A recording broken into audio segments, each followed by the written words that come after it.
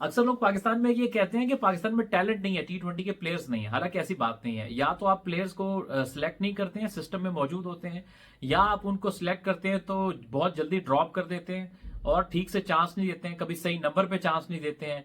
उसके पीछे अक्सर फैंस का प्रेशर होता है, सोशल मीडिया का प्रेशर होता है, जर्नलिस्ट का प्रेशर होता है, या अपनी इंटरनल सियासत होती है, या कोई ऊपर से सिफारिश से आ जाता है उनकी जगह के ऊपर।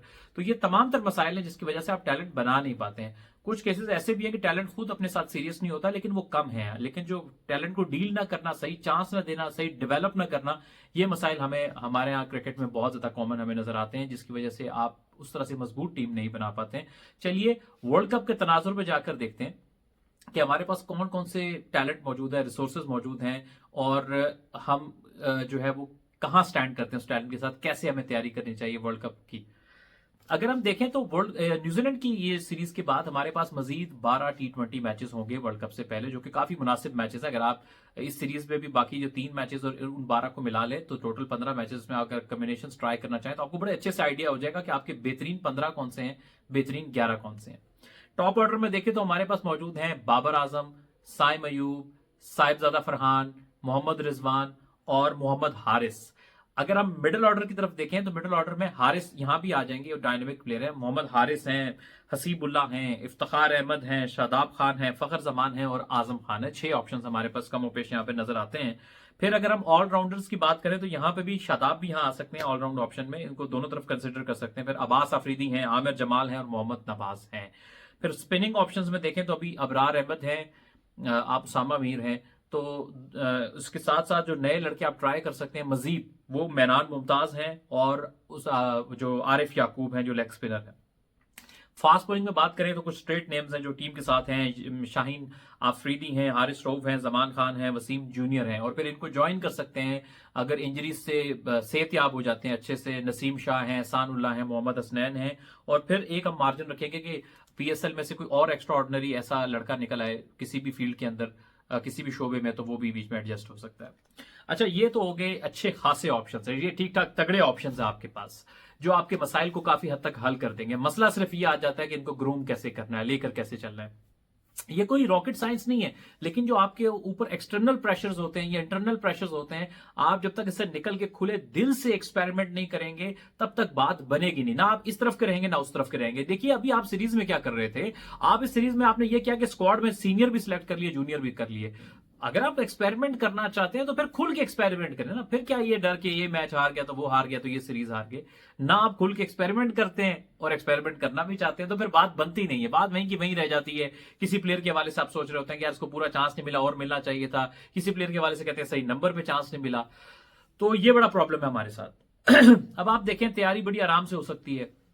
आप अगर टॉप ऑर्डर पे एक, क्योंकि वेस्ट इंडीज में स्लो पिचेस होंगी, अमेरिका में स्लो पिचेस होंगी। बाबर आजम स्लो पिचेस पे स्ट्रगल करते हैं in terms of strike rate, run का तो उनको प्रॉब्लम नहीं होता। तो और फिर अगर आप उनको मिडल में खिलाने की सोचेंगे तो वहां स्पिनर आएंगे, उनको मसला पड़ जाएगा वहां पर। इसलिए बेस्ट ऑप्शन उनके लिए तो अगर वो प्लेइंग 11 में है तो वो ओपन पे बैटिंग करें। रिजवान को अगर आप सेकंड एंकर रखना चाहते हैं तो वो फिर आपको मिडल में खेल सकते हैं, क्योंकि समाओ वो उनके पास वो छक्का मारने वाली एबिलिटी है, स्पिनर पे वो मार लेते हैं समाओ।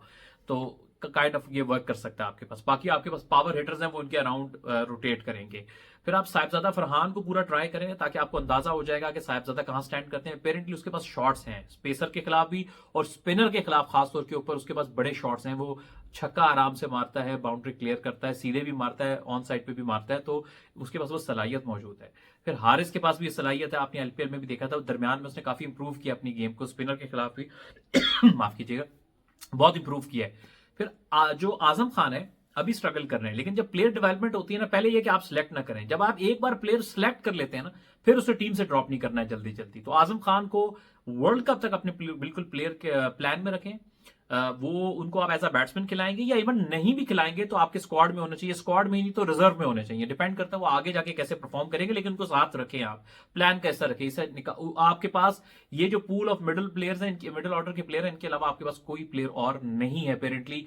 अनलाइक के कोई पीएसएल से बहुत ही कोई नया लड़का परफॉर्म कर दे, मैं उसकी कोई बात नहीं कर सकता। अपेरेंटली यही टैलेंट आपके पास मौजूद है। इसलिए इजी पूल को साथ लेके चले, सारे मैचेस खिलाएं साथ साथ, ताकि आपके पास एक कॉन्फिडेंस भी होगा, एक बेंच स्ट्रेंथ भी मजबूत होगी। और प्लेयर ऐसे ही बनते हैं कि आप उनको साथ साथ ट्राई करते रहते हैं, चांस देते रहते हैं। इस सीरीज में नहीं चलेगा तो हो सकता है पाकिस्तान की सीरीज में चल जाए। तो एक बार प्लेयर क्लिक कर गया ना, तो फिर उस वो पीछे मुड़ के नहीं देखता, फिर वो सेटल डाउन हो जाता है। और फिर आप कैरेबियन में जा रहे हैं, वहां उसका एक्सपीरियंस है, खेलने का तजुर्बा है, तो वो कहीं ना कहीं काम आएगा आपके लिए जब आपने सिलेक्ट कर लिया उसको। इसी तरह से आपकी जो होम सीरीज है वहां पर आप आरिफ याकूब और मेहरान मुमताज दोनों को खिलाएं, ताकि उसका फायदा ये होगा, भले दोनों मेन स्क्वाड में ना जाएं, लेकिन अगर आपको कोई इंजरी हो जाती है, कोई प्लेयर आउट ऑफ फॉर्म हो जाता है, अवेलेबल नहीं होता, तो आपके पास पीछे दो लड़के तैयार खड़े होंगे कि यार हमारे पास रिप्लेसमेंट मौजूद है। आपको वर्ल्ड कप या बड़ी सीरीज में प्रॉब्लम ये होती है, आप पीछे से लड़कों को सही मौका तैयार नहीं करते अपनी बैकअप स्ट्रेंथ। और जब आपको कोई प्लेयर चाहिए होता है तो या तो आपके पास लिमिटेड ऑप्शंस होते हैं या ऑप्शंस होते ही नहीं, फिर आप पकड़ दकड़ करते हैं, इसको बुला लो उसको बुला लो। तो ये प्लानिंग बहुत जरूरी है वर्ल्ड कप से पहले।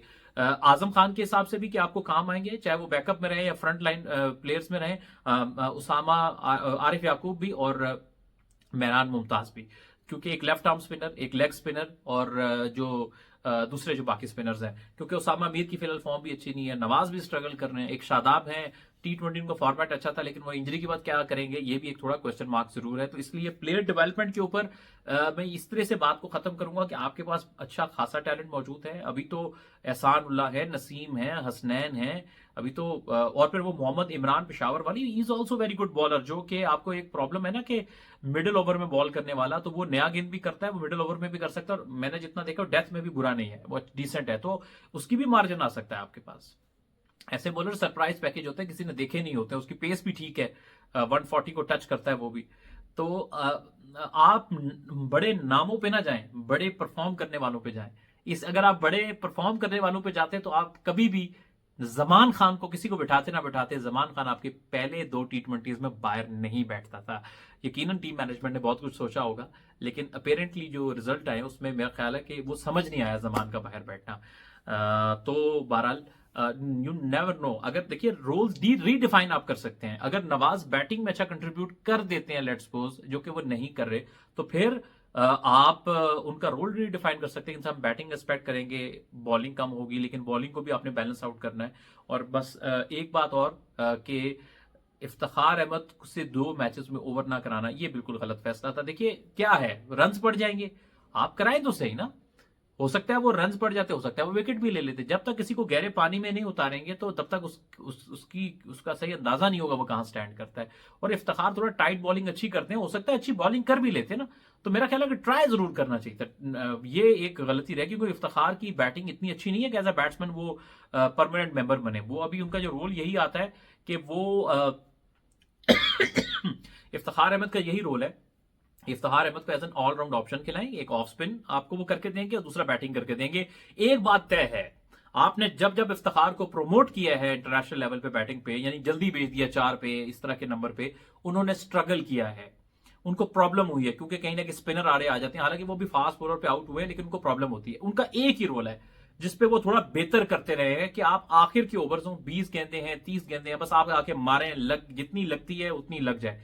उनको 6 नंबर उनका बेहतर नंबर है, यही नंबर पे उनको ट्राई करना चाहिए, यहीं पे वो बेहतर आउटपुट भी देते रहे हैं।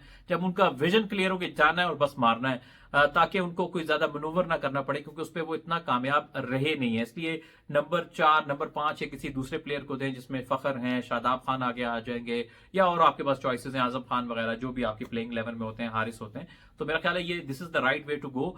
बात सिर्फ वही है, जाते हुए एक बात करूंगा, प्लेयर पूल का मसला नहीं है, टैलेंट का मसला नहीं है, उनको सही से इस्तेमाल करने का मसला है। जिस दिन हमने ये ठीक कर लिया, यकीनन हमारे नताइज पहले से बहुत बेहतर आएंगे।